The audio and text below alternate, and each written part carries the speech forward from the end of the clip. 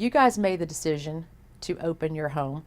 Where did that come from? When did you decide, I think this is something that we could do? My wife's always had a heart for helping kids, and we have 4 girls ourselves, biological children, and I think you get to the point in your life where you establish your family and you feel like we got this going pretty well, and what else can we do? Is there another opportunity?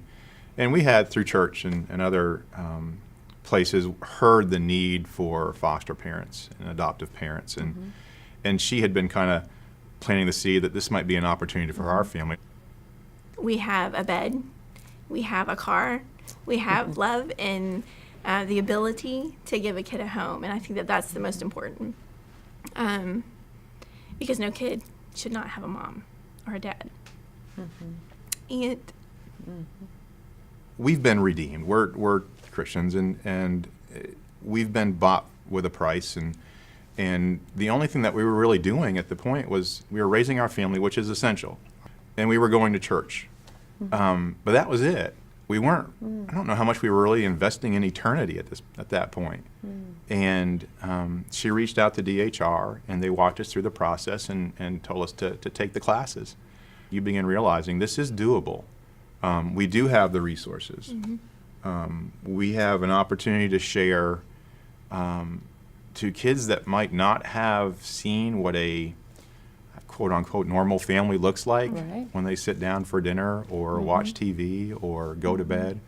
We had an opportunity to kind of share that and show that.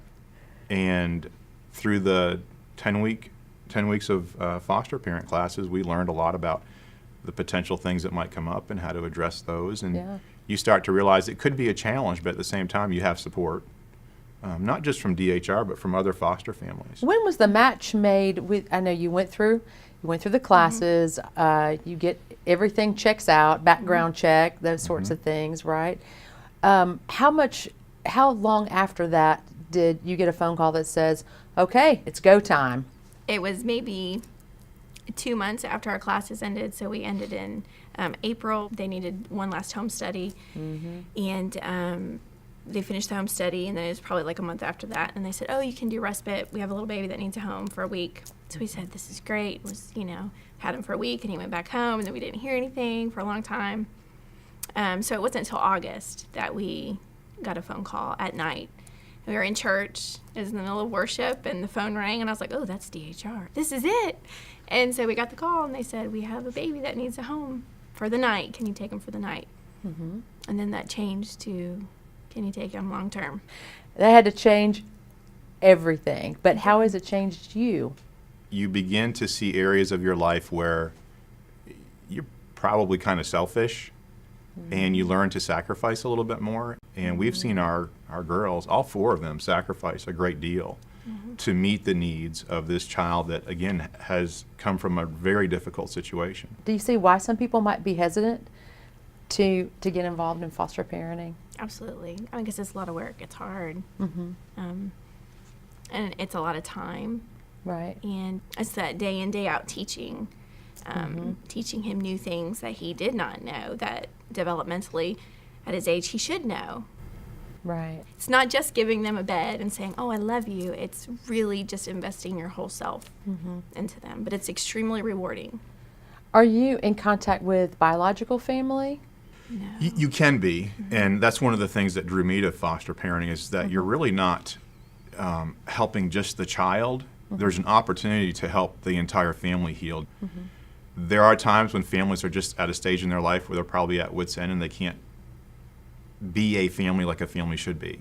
And foster parents can come in and help through that situation. Let's give you a break. Let's take this child away while you get yourself to a point where you can take care of your child. For people who aren't so familiar, what does a home study, what does that mean when someone says home study, and what does that involve? So it's just meeting a list of requirements that they give you.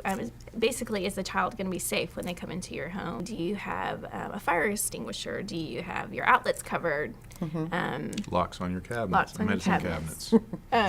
Do you have a bed for them to sleep in? Do they have their own room, depending on their age? Did you feel like it was it went smoothly, or was it frustrating? I was or- expecting it to be a little bit challenging, but again, DHR will work with you. I mean, if they'll come and do a Yeah. home study and say, hey, here are Right. some things that you need to fix. And typically they're not major fixes.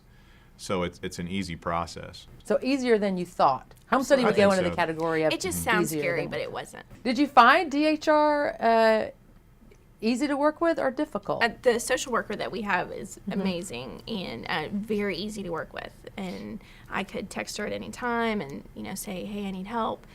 The beginning process was a little bit difficult just because they're so swamped and so I think understaffed. And so trying to get a hold of them to even initially start the process was kind of difficult. But once we were able to talk to someone, then it all fell into place.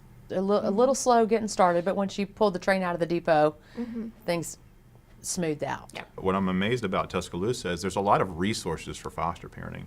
If you have a child with special needs or that has behavioral issues, there are people that DHR has been in contact with that will come and help you come up with a plan to help that child. That was encouraging to know that you have that support. For folks that are considering, that are on the fence, and what would be your message to them? Take the classes. You don't have to become a foster parent just because you complete the courses. Matter of fact, they'll give you an opportunity to step back and say it's not a right time for us now. Maybe later, but not now. With the child that's in your home, the foster child that's in your home, what ways have you seen improvement? When he came to us, he wasn't very verbal, so he maybe had a couple of words. Now can speak 3 to 4 words or 5 words, sentences. He had issues with eating, and now he's eating a little bit more variety of foods, and Nice. he's growing. What about emotionally?